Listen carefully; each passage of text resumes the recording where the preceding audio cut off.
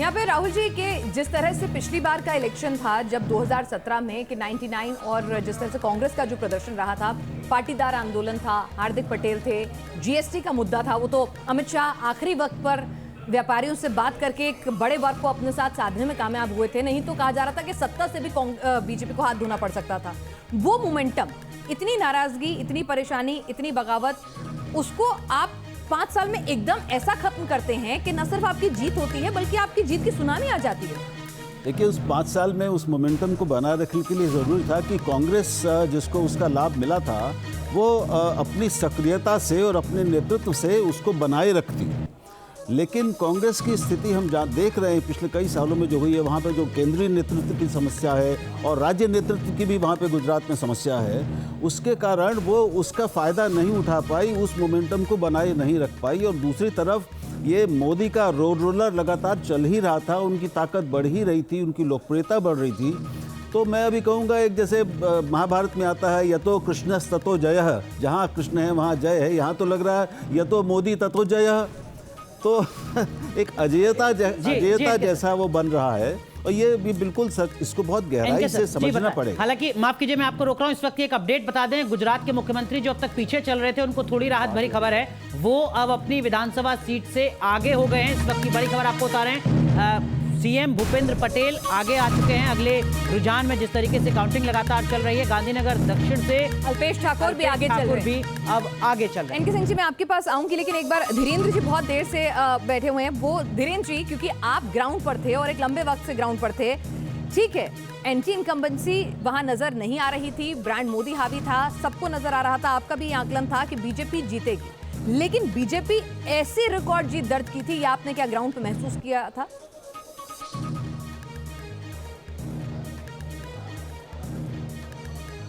नहीं, हम लोग जब बिना बात कर रहे थे आप और हम अनौपचारिक, उसमें भी मैंने कहा था कि आम आदमी पार्टी दोनों के वोट काट सकती है, लेकिन बीजेपी के जो वोट काटेगी वो सिर्फ जीत का अंतर कम करेंगे, कांग्रेस के जो वोट काटेगी वो उसको हार की तरफ ले जाएंगे। मैं 25-25 सीटों का एनालिसिस करके देख रहा था इसको, इसलिए ताकि इसको चुनाव को और गहरे से समझा जाए। तो 25 सीटों पर जिन पर कांग्रेस के वोट कम किए, मतलब कांग्रेस को ज्यादा नुकसान पहुंचाया, उसमें से 22 सीटें बीजेपी की तरफ जाती दिख रही थी। और उधर जो हम लोगों ने बीजेपी की वो सीट देखी जहां मैक्सिमम नुकसान पहुंचा रही थी आप, तो वो जीत का अंतर कम कर रही थी। महज 3 सीटें बीजेपी 25 में से लूज कर रही थी। यानी आप ये देखिए कि आम आदमी पार्टी का वोट परसेंटेज जो हम लोग उस समय बात कर रहे थे, अगर 10 तक भी पहुंच गया तो फिर बीजेपी की जीत 130 से ऊपर कहीं तक भी जा सकती है। तो ये उसी तरफ जा रहा है। मुख्यमंत्री, मैं पहले कह रहा हूं कि ये सीट लगभग 1 लाख से ऊपर से जीतेंगे,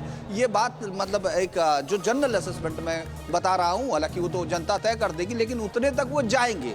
और ये तमाम चीजें दिखाती हैं कि जनता के साथ जो पूरा चुनाव मैं पूरे उसके साथ कह सकता हूं कि पूरा चुनाव बीजेपी सिर्फ प्रधानमंत्री मोदी के साथ लड़ रही थी।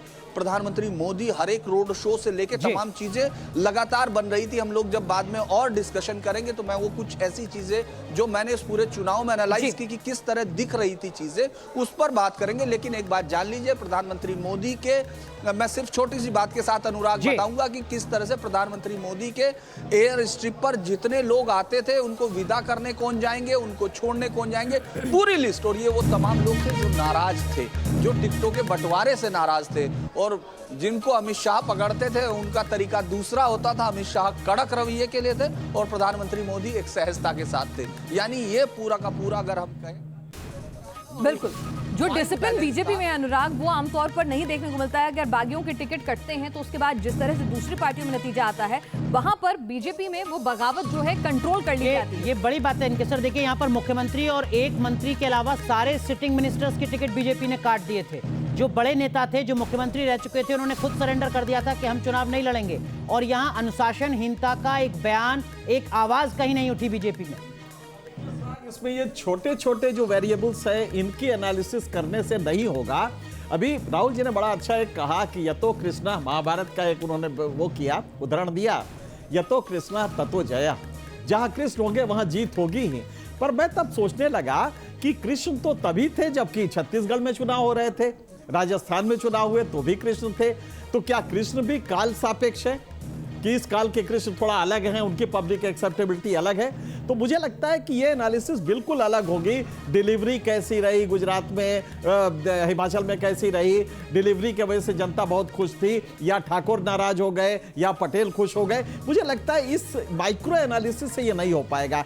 इसके लिए बड़ा समाजशास्त्रीय विश्लेषण होना चाहिए कि मोदी के व्यक्तित्व की मकबूलियत लगातार, अगर 27 साल बाद भोगे हुए यथार्थ के बाद भी जनता, क्योंकि मैं जानता हूं ह्यूमन डेवलपमेंट इंडेक्स के तमाम पैरामीटर हैं जिसमें गुजरात नीचे है, आप बाकी छोड़ दीजिए, HDI पे 21 नंबर पे है, तो आप समझ सकती है कि ये इशू नहीं है, मोदी एक्सेप्टेबल है। एक वक्त बहुत बड़ी खबर आ रही है, गुजरात चुनाव में आपका वोट शेयर 18% है, कांग्रेस का वोट शेयर जो है वो अभी शुरुआती रुझानों के हिसाब से जो वोट शेयर निकल कर आ रहा है वो आपको बता दें 34% है, और बीजेपी का वोट शेयर 44 या 42% मेरे ख्याल से। बिल्कुल, मैं अपडेट कर दूं पिनाज आपको कि 2017 के जो विधानसभा चुनाव के नतीजे थे उसमें भारतीय जनता पार्टी को तकरीबन 50% वोट मिला था, कांग्रेस पार्टी को 44% वोट मिला था, जो अभी शुरुआती 1 घंटे के हिसाब से बीजेपी को 42% वोट मिल रहा है और कांग्रेस पार्टी को 34%। लेकिन तो यानी जो बात धीरेन्द्र कह रहे थे वही सही हुई कि आम आदमी पार्टी वोट काटेगी, बीजेपी का वोट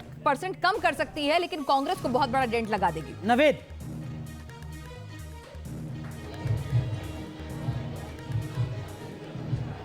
नवेद कुछ हलचल नजर आ रही है लगता है आपके पीछे? मैं पहले भी कर रहा था, अभी जो चुनाव आयोग ने डिटेल दी है उसके मुताबिक